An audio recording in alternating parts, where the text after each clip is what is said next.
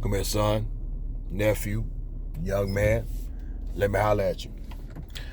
I don't have any kind of earphones in, so I hope you can hear me. If not, I may just have to reshoot this video. We'll see. All right. One of my wealthy uncles, a long time ago, in a situation where I was involved in a lot of social causes and trying to help a bunch of folks and trying to make a quote-unquote difference in the world. I ran into some political problems, and the gist of it all was he asked me a rhetorical question. You trying to keep a job or you want to save the world? Now, back then, I kind of looked at it like, well, I got a certain background and I was raised a certain way. But here's the deal.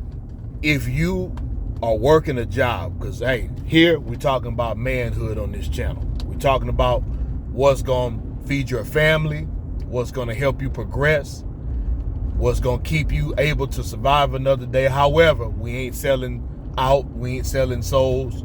We ain't going to be no cowards, but we are going to proceed through life in a manner that makes sense. And right now you got some topics in the news where people are doing some speaking out and paying some harsh penalties for it. But here's what you got to understand about all that speaking out. People want you to speak out. See, the way my dad raised me was, if you want to solve a problem, go do something about it. But all that speaking out, you just make yourself a target. Because them people that want you to speak out, they believe in talking. They don't believe in no action. Because if you start taking some action, them people that want you to speak out ain't going to be there to fight with you. I know that for a fact. Most jokers is cowards, and most people just want somebody for entertainment. So they can say, oh, you heard so-and-so speak out? Yeah, he got his ass fired. Oh, really?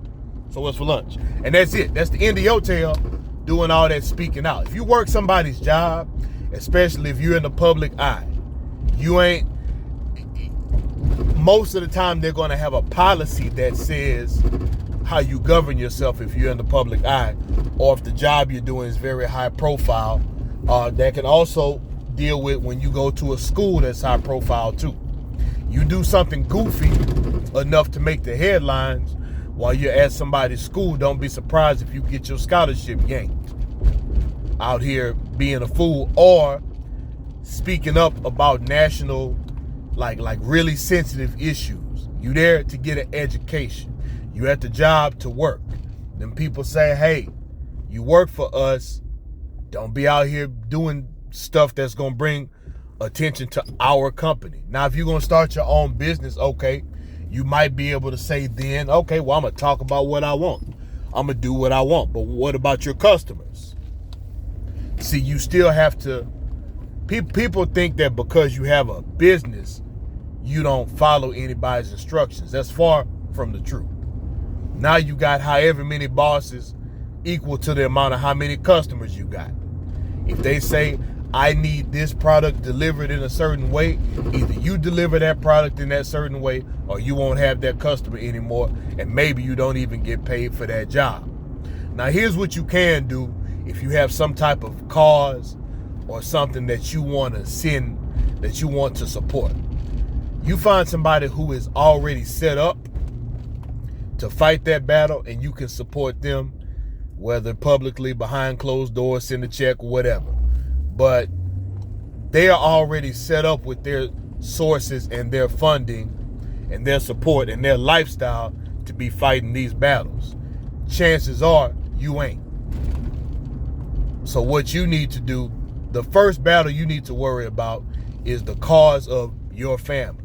You make sure your kids are okay. If you're a married man, you make sure your wife is okay. If you're like me and you got a widowed mother, you make sure she's okay.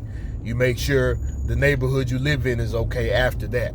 Then you can gradually expand. But jumping out here to fight all these battles for these people, I know it feels a certain way, but these folks will have you set up to get messed up, and they ain't gonna give a damn about you after you done stood up for all these causes. Now, the only cause you might see me get down and dirty for is the cause of the gospel of Christ, but now at that point, I got a different power behind me for the ultimate righteous cause. Now, if you're not a believer, you're not going to know what I'm talking about on that, and that's okay. I don't expect you to, and I don't necessarily expect you to like it, because when it comes to my Savior, Yeshua the Christ, you don't compare whoever you are. So if you don't like that, you can kick rocks. Otherwise, don't be getting out here fighting all these battles, men, unless, now if your back is against the wall and you have to, okay, and you choose those accordingly, because that differs from man to man.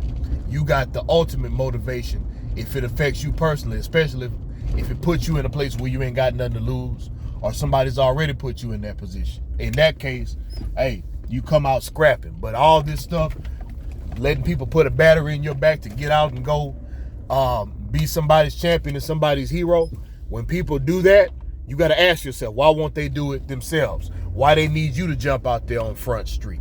So you be careful, you be strategic. Hey, you do have to look out for yourself first, because if you don't exist anymore, how can you fight the battles that really need to be fought? You get yourself wiped off the map, who's going to pay your bills? Who's going to take care of your kids? Who's going to take care of your responsibilities? And as always, never lose the will to win, never lose the will to survive.